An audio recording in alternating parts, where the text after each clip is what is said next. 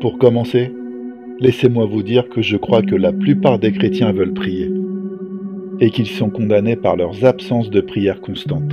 Ils prient pendant un moment et ils arrêtent rapidement. Ils ne peuvent pas maintenir une vie de prière. Et la raison de cela, c'est que beaucoup ne comprennent pas vraiment. Et c'est pour cela que beaucoup d'entre nous prient en vain. Vous devez comprendre pourquoi Dieu veut que nous prions. Les disciples ont dit « Seigneur, enseigne-nous la prière ». Ils n'auraient pas demandé cela s'ils ne voulaient pas l'apprendre. Je pense que la plupart des gens qui m'écoutent veulent apprendre comment prier.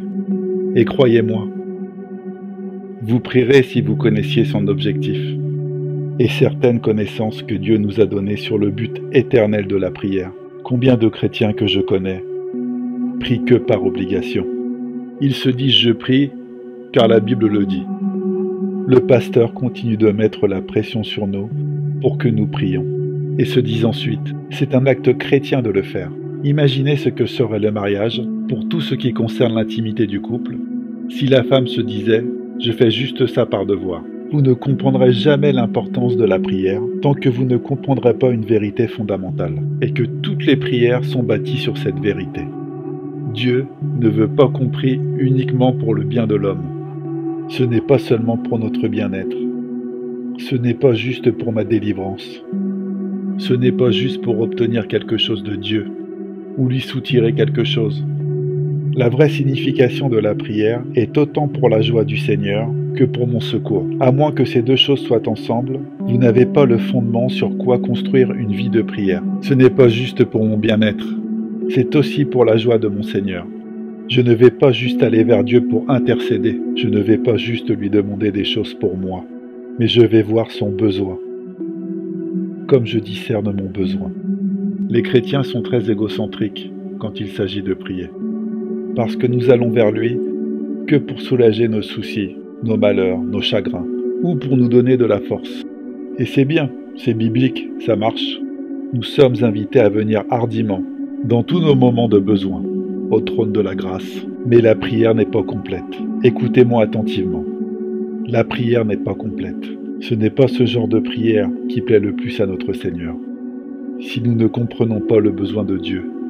Donc, vous n'allez pas seulement prier pour régler vos besoins. Dieu a un besoin. C'est pourquoi il entend tout.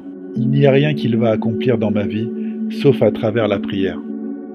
Pourquoi est-ce que Dieu est attaché à ce processus de prière? Parce qu'on cherche la délivrance.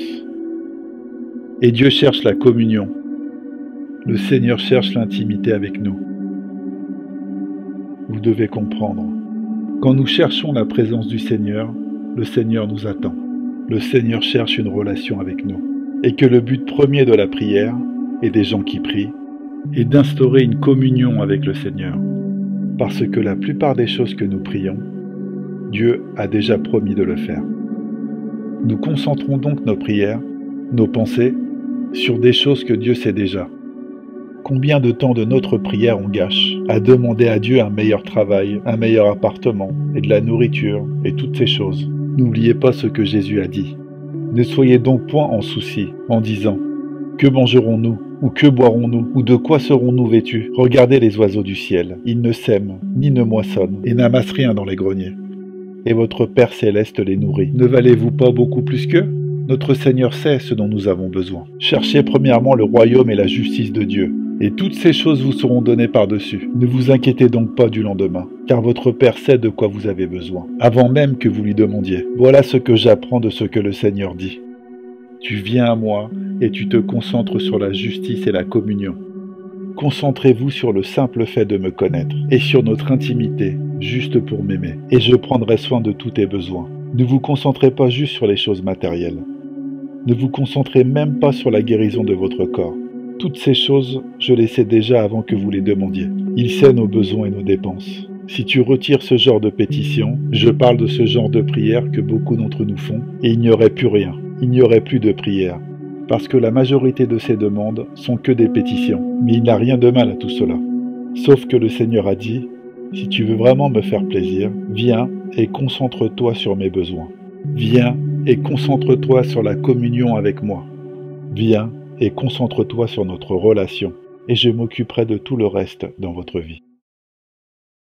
Je pense que David Wilkerson veut nous faire comprendre que Dieu n'est pas juste là pour écouter ou exaucer nos prières, et qu'il faut surtout entretenir une certaine relation avec lui. Entendons-nous et laissons notre ego de côté.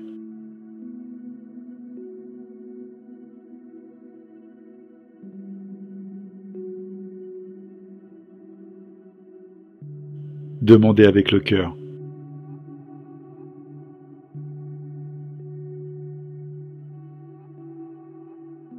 Priez ensemble.